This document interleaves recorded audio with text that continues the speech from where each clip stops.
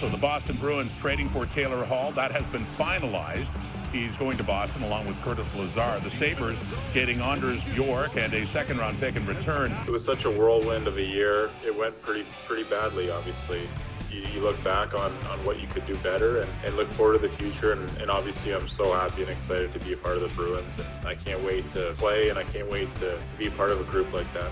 So this is the deal we've been talking about. The Islanders make a move. They pick up Kyle Palmeiri and Travis Zajac. The Devils receive some prospects and some picks. I'm excited to have them a part of our organization right now. I know what they bring on the ice. I also know who they are as people and how well they'll fit in the locker room here. Hey everybody, and welcome into another episode of Our Line Starts, fueled by Dunkin. I am joined today by Anson Carter and Dominic Moore. What's up, guys? Trade deadline day, always an exciting day. Yeah, it depends on who you ask. For Ace and us now, it is. But as a player, I didn't love this day. Let's put it that way. Did it bring back some bad memories for you, Dom, throughout the day? Yeah, I mean, I was moved 3 times as a player, and it obviously it depends on the situation, right? Sometimes you're looking forward to going to a contender or having a chance to play in the playoffs, which was usually the case. But obviously, you like consistency, being in one place too. So always a bit of an uneasy time. Amazing for us to talk about, but we forget the human element of it too. Like, these guys have to leave their families, they have to leave their teammates behind. Remember the one time I was traded, I was sitting in the locker room watching trade deadline activity, and I heard, and there goes Anson Carter to the New York Rangers, and I'm taking up my shin pads. Like, what? I just got traded? That's the way I found out. So yes, KT, these things happen before the players even are notified beforehand.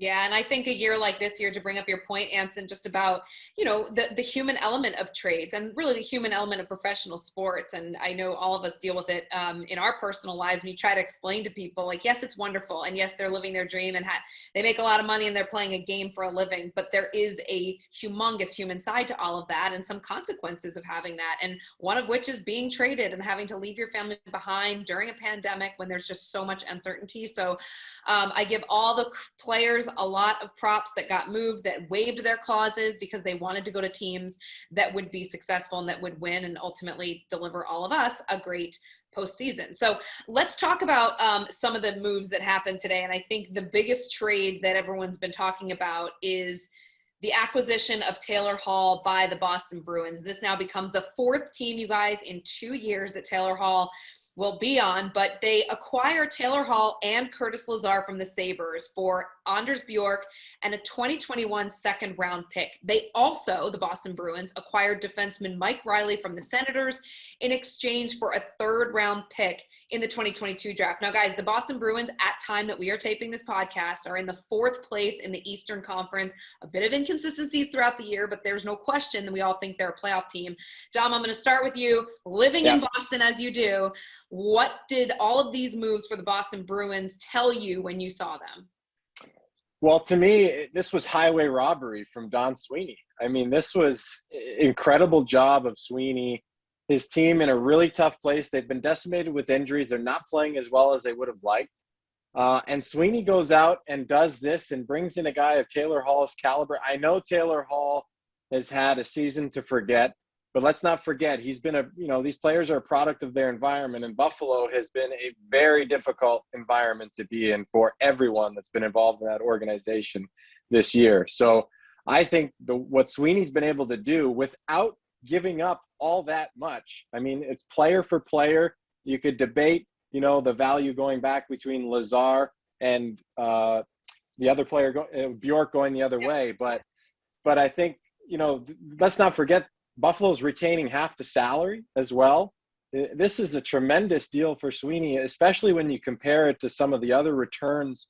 Like you look at Jarmo Kekalainen in Columbus, he was able to generate 2 first-round draft picks there with the traders that they traded away. So this is Sweeney breathing life into his team. And the other thing to consider here is that the Boston Bruins have a closing championship window, in my opinion. Patrice Bergeron, still at the top of his game, but he's not getting any younger. The chemistry that top line has, they really needed to make a run of it this year. And I don't think they could defer and, be sellers this time around or anything like that. They needed to go all in, and that's what he did. But he did it without mortgaging the farm. Yeah.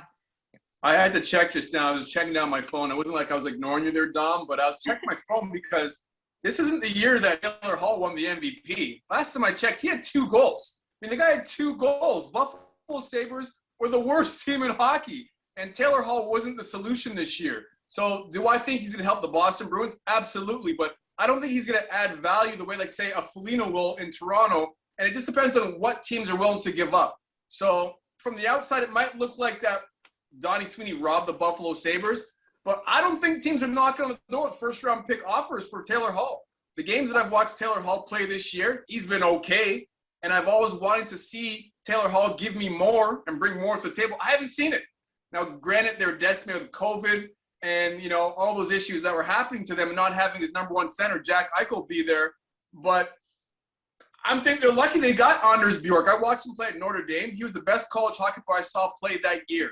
Now, concussion issues, I think, has hurt his development. Can he get to be that player who I thought he could be eventually? I think maybe going to Buffalo, change of scenery might help a rookie or younger lineup, not having all those veteran players breathing down his neck. But I do agree that when Taylor Hall gets to Boston, he'll be insulated by veteran players, almost like Phil Kessel was when he went to Pittsburgh, and he didn't have to be the man. And you saw what happened with Phil Kessel winning a couple cups to the Pittsburgh Penguins. Yeah, I just think, Ace, you know, like the leadership that they have and the winning culture that they have in Boston, you know, Taylor Hall hasn't been around that. You mentioned he's been on, you know, the teams he's been on the last, 3 years, and they're not the Boston Bruins. They're not perennial contenders. And I think when you're around guys like Patrice Bergeron and Marchand and these guys that have won, you know, Stanley Cups and recently been to the finals and conference finals, they expect to win. And I think he'll fall in line really well. And you're right, though. I don't kind of put that on Kevin Adams that the return wasn't good. I think you're right that demand was not there. Do you guys think, though, with him going to Boston, he's likely going to be slotted on that line with David Krejci, you know, a tremendous centerman.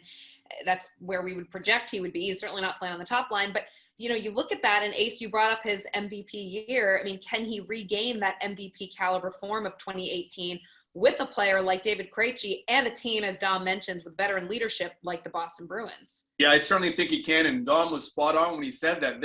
He hasn't played in a team where they have that internal pressure to succeed. Every other team he played on, there was the external pressure maybe for Taylor Hall to have individual success, but he didn't have the guy sitting next to you, pushing you, trying to make you do the little things that lead to success. And David Krejci in the postseason has always been unbelievable. They've never been able to pair him with quality offensive wingers on a regular basis. They always went to Patrice Bergeron. So I'm sure David Krejci's at home thinking, former MVP player playing on my wing now. Now there's no excuses. Now it's up to David Krejci to shut up and deliver. And I think Taylor Hall will elevate his game playing in Boston because now the narrative can't change. Before, like Dom was saying, he wasn't surrounded by veteran players, winning environments, all this kind of stuff. Well, now this is your opportunity, Taylor Hall. And I want to see, as a former player, I want to see him have success because I hate crapping on players. I'd rather like throw flowers at guys and talk about how great they are as individuals. Yeah, and of course, a very well-coached team as well with Bruce Cassidy. So you have to expect that he's going to hold Taylor Hall accountable. Let's stick with the East, guys, because, you know, one of the teams that's jockeying for position with the Boston Bruins, the Pittsburgh Penguins, they made a move today I was actually very surprised by. They acquired Jeff Carter from the LA Kings for conditional picks in 2022 and 2023. I think I'm most surprised that Jeff Carter waived his no movement to go out of LA and in his beautiful place where he's been living in Manhattan Beach for so long. But I mean, listen, clearly Jeff Carter's at the stage now in his career. He wants to win. Pittsburgh might get him there. But what did you think about this move for the Penguins to acquire a player like Jeff Carter? What's he actually going to bring to the Pittsburgh Penguins? Ace, you want to take that first? I'll take it first. And I'm Jeff Carter. I'm a big fan of Jeff Carter's too. I think because we both share that awesome last name.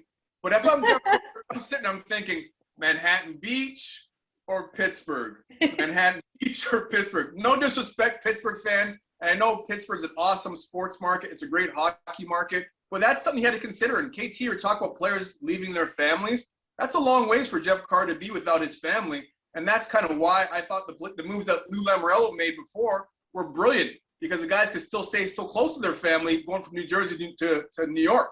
But back to Jeff Carter, I've liked his game this year. I've seen a resurgence in Jeff Carter's game this year. That's why I thought the LA Kings could have maybe snuck into that fourth position if they had a little bit of luck. He brings that size that Berkey loves. Brian Burke, now the president of business operations or hockey operations there in Pittsburgh, wants physicality, wants toughness, he wants size. Carter brings that. And now with Evgeny Malkin hopefully getting healthy at some point and the team getting healthier around him, I think he's going to be a great pickup for the Pittsburgh Penguins to make another run. It's funny, right? Like the first few weeks of the season, the talk around Pittsburgh was, okay, are they going to trade Letang? Are they going to trade Malkin? You know, this team is in total disarray. Yeah, not making the playoffs. Forget it. Exactly. They're not making the playoffs. They're going the way of Chicago and LA, these past championship teams that now have to rebuild. Fast forward 2 months, and here we are. They're buyers at the deadline, bringing in a guy to try and make a run. So a lot has changed in Pittsburgh. Jarry and DeSmith have been really, like, top-notch in the entire league. Crosby's just driving the bus. Whoever's in and out of the lineup, they just follow his lead, and their depth players are all contributing. So I think adding Carter will be a really great asset. And as you said, Ace, when Malkin and some of these guys that have been out come back, they've got a pretty formidable lineup. Yeah, and they know how to win, too. I would never bet against the Pittsburgh Penguins as long as that Malkin and Crosby, even Letang is still there. Those guys are still the heartbeat of that team. And Sid's shown over and over in his career, he doesn't need superstar players to thrive in the National Hockey League. He can make other guys better around him. So as long as those guys in the lineup, specifically number 87, I'm going to always give them the benefit of the doubt to make the playoffs. Yeah, it's like having Tom Brady as quarterback. You just never bet against them, never bet against Sid, 3-time Stanley Cup champion. Guys, let's take a look at the current East Division odds presented by PointsBet, because I do want to focus on the Bruins and the Penguins. They have the same odds at plus 375. The top two teams in the East right now are the Islanders and the Capitals. Can Pittsburgh or Boston vie for that top spot in the East? No, I don't think they can. I think the Islanders and Capitals are firing on all cylinders right now. I think the Bruins are trying to find their game. They are missing their 1-2 goaltender still, and I still think, even though they made an acquisition in Mike Riley at the deadline, their defense is a little bit just missing their mojo from what they had in the past. I mean, Torrey Krug and Chara were there for so long, and Matt Grzelcyk and Charlie McAvoy have not found a way to lead this group to the level that I think they need to. And so the defense in Boston, despite what Sweeney's been able to do with acquiring Taylor Hall, I think is still a question mark for me. And, Pittsburgh, like I said, they're firing all cylinders as well, but Wash and Islanders, to me, are the two teams to beat. Yeah, I think so, too. Out of those two teams, I think Pitt has a better chance than Boston. I don't think Boston has a chance at all. But I really like the New York Islanders. The moves for Zajac and Palmeiri. Now Palmeiri possibly filling in for Anders Lee on that top line. You've got Zajac. He can play kind of up and down the lineup. He's like the toilet seat. He can play up and down. So I like both moves. And like I said before about being close to home, that's a fact you really can't not talk about enough. Because now they don't have to worry about going weeks or months on end without seeing their family. Their families can just drive back and forth. I don't know. I mean, KT, you live in Jersey. How far is Jersey from the island? It's not that far going up and down the turnpike. So yeah. I think the Islanders with Barry Trotz as their head coach and Lou Lamoriello kind of at the top of the ship there, they have all the pieces they need with the way they play and the structure to go on a very long run in the East. And remember, they took Tampa Bay. That was a good battle against Tampa Bay Lightning last year in the bubble. It could have easily went the other way. Yeah, I think the Islanders are just an incredible team right now. The depth that they have, one of the best fourth lines in hockey with, Cizikas, Clutterbuck, and Martin. Losing Anders Lee was huge, but they knew that this was a year to contend, and Lou Lamoriello was not shy about making that move. But Lou is very, very strategic and methodical with what he does, and I feel like Palmeiri was the perfect fit, just an absolute character guy. Barry Trotz is, I think, very thoughtful about how he puts together his lines. You've got a guy like Barzal that is just a playmaking, dynamic player, and Lee, who is kind of good around the net and, knows how to score goals. And I think Palmeiri will fit into that kind of puzzle piece really well. Now, having said that, they didn't start him out right away on the top line in the first few games he played on the island. I think that was really smart from Trotz. Let him get his feet wet. That line had been going well with Leo Komarov. So I think that was a smart, just ease him into the lineup. But I wouldn't be surprised to see him on the top line in the next game or two. Interesting. Yeah. A very COVID-friendly trade, Lou Lamoriello making that deal to acquire his former New Jersey Devils players to Long Island. A late afternoon trade, guys, right after the trade deadline of 3 p.m. expired. There's always trades that trickle in, and one of them happened to be one of the biggest of the day. The Capitals acquired Anthony Mantha from the Red Wings for Jakub Vrana, Richard Panik, a 2021 first-round pick, a 2022 second-round pick. Oh, by the way, the Capitals also had gotten Michael Raffl from the Flyers for a 5th-round pick. So do you like these depth moves that the Washington Capitals – I found these to be very creative moves by Washington. Anson, what did you think about these moves? I thought it was interesting. I mean, Mantha going to the Capitals, maybe for the same reasons that Taylor Hall could have success in Boston. Maybe Mantha could have that same kind of impact from those veteran players being around him, trying to teach him to be a pro, what it takes to compete every single day. That might help him maybe, but I'd rather try to reel in a racehorse than kick a mule. And I see Mantha as a guy that if he's on his game, he's amazing. 6'5", great reach, strong, amazing wrist shot, tremendous hands and poise around the net. But I'm not seeing that enough from him every single day. Whereas I see what Stevie Yzerman is trying to build in Detroit, and you see the speed that Vrana's bringing to the table. You see the speed that Panik's bringing to the table. And he wants to surround his younger players and add to the culture of these young players that are coming to the lineup the next following years. They want to follow that same template that he really built in Tampa Bay. So I'm not quite sure with Mantha going to Washington. Maybe the guys around him will make him better, but I like what it does for the Detroit Red Wings moving forward as they continue to build that team and make it a championship team the next 5 years or so. Yeah, KT, you used the word creative to describe this deal. I thought that was really absolutely the case here. I mean, this was, I think, one of the best moves of the day. You know, if you're Brian McClellan, you're looking at your team, you know, Panik has been kind of the odd man out. He scratched last game when they have their full roster in. And so he's a little bit expendable asset there. And then they're trying to look for ways to improve their team, you know, and instead of trying to get kind of a rental player, they go out and get a young player that has a tremendous upside, that has a very complementary skill set to the players they already have in their forward group. I thought it was an incredible move. It's not to say that the Capitals won the deal, because you don't know, you know, what pans out down the road for what Steve Yzerman was able to acquire in return. But they certainly weren't seeing a top game from Vrana over the last month or so. And so I think that gave them cause for concern. And this was a chance to improve their team for another team that has a closing championship window with their aging core. Yeah, no question about that. And a very valid case for a championship this year. Let's shift to the North. Another big team that made big splashes was the Toronto Maple Leafs. They made some moves acquiring Nick Foligno from the Blue Jackets, a 2021 first-round pick, and a 2022 fourth-rounder. You know, you look at the Toronto Maple Leafs acquiring Nick Foligno. This is the captain of the Columbus Blue Jackets. He's so ingrained in that community. He's so well liked. He's so well respected around the league. He goes to a team where his father donned the Leafs sweater and had a remarkable highlight reel play that we all can remember during the playoffs. But, you know, this had to have been a very challenging situation for Jarmo Kekalainen to ultimately decide to do.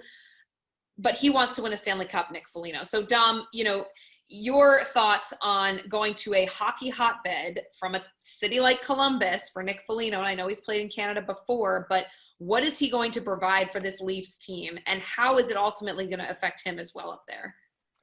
Yeah, so obviously being from Toronto originally and having played for the Leafs on 2 separate occasions in my career, I can tell you that there's nothing kind of like the crucible of the playoffs in Toronto. And there has never been as high expectations as this season for that team. First place in their division. They're loading up, as you can see, for a long playoff run. That's their hope, including adding guys that, in case there's injuries, you know, in the 3rd, 4th round, Ace, that they've got what they need. They're really going all in here. For Foligno to come in, I think he's a really valuable piece. And for Columbus, a very difficult decision to make. Here's a team that has had their own playoff success over the last few years, knocking off the Tampa Bay Lightning 2 years ago. You know, really thought coming into this season they were ready to take the next step. Instead, it's a step back and a reset for them. So really disappointing for them, but I think it's a great opportunity for Foligno to be an important part, and they need the leadership that Foligno provides. They've got such a young team. Obviously, they brought in Jumbo, who's kind of an aging. They've got Manny Malhotra behind the bench as a chance to bring in kind of a veteran, into the room. But I think Foligno is a really important addition there. Yeah, and before Ace, I get to you, just to add on to that, Dom, I did not mention the other moves of the day for the Leafs. They got Riley Nash as well from Columbus, and also David Rittich from the Flames. So, Ace, go ahead. Yeah, I was going to mention that, Katie. I'm glad that you mentioned that. But before I get to that point, Coach Tortorella said they needed a hard reset. He said that before this trade even happened, that he realized coming to the season with Pierre Dubois wanting out, they had to start fresh all over again. And I'm sure it was tough for the Columbus Blue Jackets to develop and draft a kid top 3, have him, nurture him, develop him. Then he's like, you know what? I've had enough of this. I want out of here. That was a tough blow to the organization. I don't think the Columbus Blue Jackets ever recovered from this regular season. So now they're bringing in different personalities and people, and it hasn't really meshed yet. And it got to the point where they had to send their captain to Toronto. Now, I've got my friends in Toronto blowing up my phone nonstop. My phone is on silent now because everyone's planning a parade on Yonge Street. That's the up and down Toronto thinking that they're going to win the cup. And if there's one year a Canadian team's going to challenge for a cup, it's this year. Because I'm sorry, fans of the North Division is the worst division in hockey right now. That's why you're seeing McDavid and Draisaitl, Matthews lighting up those teams like the Ottawa Senators, the Calgary Flames, the Vancouver Canucks. That division's brutal. I mean, it's still the National Hockey League, but it's not the same hockey that I'm watching the other 3 divisions south of the border. So the general managers there in Canada, they realize that. And they know that this is the time to go for it. Getting Rittich there, I think, was huge because Freddie Anderson's hurt. Soupy Campbell, Jack Campbell's going on a great run right now. But my sleeper team in Canada is the Winnipeg Jets. You're going to watch Pierre Dubois and Mark Scheifele going head-to-head with the Toronto Maple Leafs. Those are the 2 teams that will come out of that division or go head-to-head in the final of that division. And the difference between the Jets and the Leafs, the Jets have Connor Hellebuck. And the Leafs don't really know who they have in net right now. Yeah. And Winnipeg's going to get Blake Wheeler back in the lineup as well for that run, hopefully. So, okay, well, guys, let's get to the rapid round here. Time for the cold brew check, fueled by Dunkin. We touched on the big deals, but I'm curious what other deals caught your eye today. Dom, why don't you lead things off? Well, to me, the 2 right shot defenseman moves that were made in the state of Florida caught my eye. Obviously, losing Aaron Ekblad in Florida was a huge blow to them, and they've been going along like a juggernaut. And actually, if you look at some of the advanced stats in Florida, they've really dropped off since Ekblad has been out of the lineup. So they really needed to do something. I think Brandon Montour is a very good defenseman. Again, take a guy out of a losing environment, losing culture, just a negative place, put him in a winning environment. You're going to see his production enhanced. I would expect that to be a real good addition in Florida. And then Tampa, the rich getting richer, adding David Savard, who's one of the very best shot blockers in the league. Tampa, despite how prolific their defense is back there, they don't have a shot blocker like Savard. So, Julien Brisebois, again, getting creative and finding the right piece to that puzzle, and I thought that was an excellent move. Dom, you clearly have Florida on your mind. You're sticking with Tampa and the Panthers. So I'm going to stay with that theme and go with Sam Bennett coming from the Calgary Flames. Sam Bennett didn't really find a home there in Calgary. They weren't really sure if he's a centerman or winger. I think he's a winger. He's a bottom 6 player. He's going to bring some energy, some physicality. Joel Quenneville has been notorious for getting players slotted in the right position. That's why guys that have had no success in other teams come to him and they all of a sudden have success. So he's going to slot him in the right place and say, Sam, release the hounds. He's going to go hit everything and bring physicality to the table. Another player that I like, Matthias Janmark. It's not quite Florida, but I like what he's bringing to Vegas because whatever happens in Vegas stays in Vegas. I don't think Vegas is going to stay, in Vegas when it comes to the postseason. They might make a run against the Colorado Avalanche out there out west, but Janmark and Bennett, both those players were unbelievable last year in the playoffs, and I don't see why that'll change this postseason. All right, that was the cold brew check fueled by Dunkin. Dunkin Perks members get 1 free donut with any beverage purchase on Wednesdays. Not a member? You can download the Dunkin app and join. Guys, Anson, you talk about Vegas. You mentioned Colorado. I'm want to shift the focus here and ask you guys if there were any teams that didn't make a move that you were surprised by, because I've got my thoughts on this, and I had heard rumblings throughout the day that maybe there was going to be a move for a certain player that I'll talk about in a second. But were you surprised, Anson, by any team that did not make a move? Yeah, I'm surprised. I mean, they call it Music City, but it was awfully quiet. You know, I thought that the Nashville Predators would be sellers, and it turned out that David Poile was buyers. There were buyers there. And I think it's really because this team convinced him that maybe they have a heartbeat after all. Maybe their team that we left for dead about a month or two ago is telling their general manager, we're still in this. We still have the pieces that we can make a run at this thing. And it's 2021. Anything's possible. So I was shocked that they were buyers and they weren't sellers, Dom. Yeah, for me, it wasn't necessarily that surprising, but given where they are in the standings, the New York Rangers could have done something. I think the feeling internally there was simply that if they could have done something to improve their team for the next 2 or 3 years and not just for this year, they would have done so. But they weren't, you know, they've achieved a level that they've got to right now. They'd love to get in the playoffs. They'd love to get some playoff experience. But I think their vision is for the next 2 to 3 years to contend. And so they didn't want to jeopardize that plan in order to try to make a run to get in this year. But that was a team that I was watching carefully to see if they might do something. My surprise, and we talked about it off air, but I'm going to share with our audience, I thought for sure that Ryan Getzlaf was going to be on the move because there was so much talk throughout the day that he had waived his no-trade clause, which to me, when a captain of a franchise, you know, your perennial leader in that locker room decides he can waive the clause to go to Vegas, I think you try to make that move. And Ace, you had a good perspective as to why you think that the Ducks and the Golden Knights couldn't get that deal done. Why do you think it was? Yeah, maybe the Ducks were asking for too much. And Vegas said, we like our team right now. We're not willing to subtract that much to add Ryan Getzlaf to the table. So that's probably why the deal didn't happen. If Ryan Getzlaf would have opened up the scope of where he was willing to go, then I think he would have found a suitor for sure, because you can't question what Ryan Getzlaf brings to the table. Even at this stage in his career, I think he'd be a valuable piece for a team looking for that veteran leadership. And he can still distribute the puck like the best of them in the National Hockey League in the middle of the ice. Yeah. Yeah. And play nasty too. Yeah. And what you need for a playoff run.